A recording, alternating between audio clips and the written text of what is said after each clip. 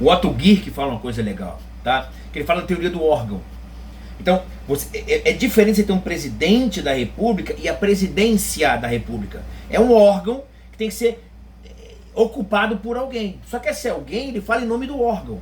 Entendeu? Então você observa, até algumas audiências mesmo, no meu tribunal. Quando ele fala aquilo, aquilo que a gente fala de ato falho, né? O que é o ato falho? É quando você deixa passar alguma coisa que você está contendo.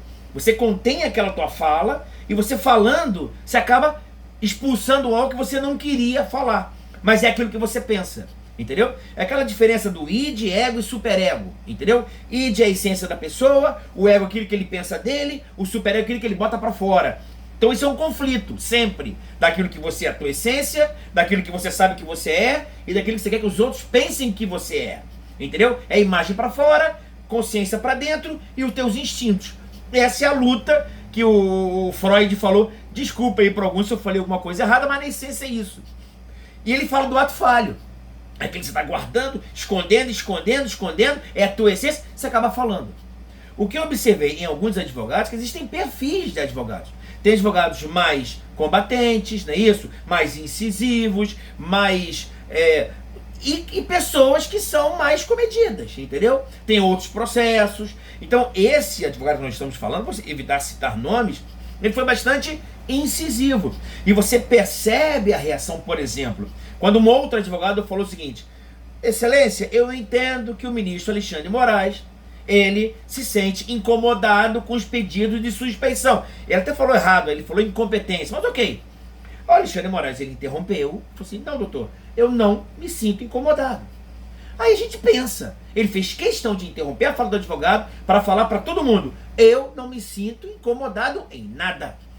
Aí cada um faz a sua análise freudiana, junguiana, entendeu? Eu vou evitar dar o meu comentário, mas a gente sabe mais ou menos o que é, não é isso? Ele também falou numa oportunidade: olha, o meu tribunal não vai virar circo, o meu tribunal. Isso tem uma carga muito forte dos dois lados. Primeiro ele falar que a atuação do advogado, ele está transformando o julgamento num circo, não é isso?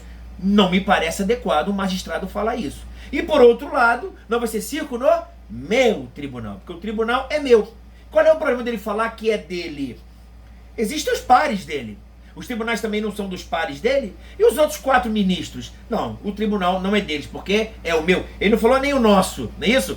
Pai nosso que está no céu. Nós somos irmãos. Pai meu que está no céu. Então, tem algumas coisas, não é isso, que vão te dando, não é isso, de alguma forma, como por exemplo, a audiência tem que entender que o artigo 93 da Constituição, inciso 10, ele é claro. É só ler. Não, professor André, discordo. Lê o 93, inciso 10 da Constituição. As audiências, elas são públicas. Se ela envolve um ato público, isso tem que ser publicizado. Princípio da transparência. Salvo se houver segredo de justiça. Tem que ter um motivo para ter segredo de justiça. Então, se em tese, o dia 8 de janeiro foi um golpe de Estado, abolição violenta, não é isso? Quer algo mais público do que isso? Então tem que dar publicidade. Aí você observa, o que foi público?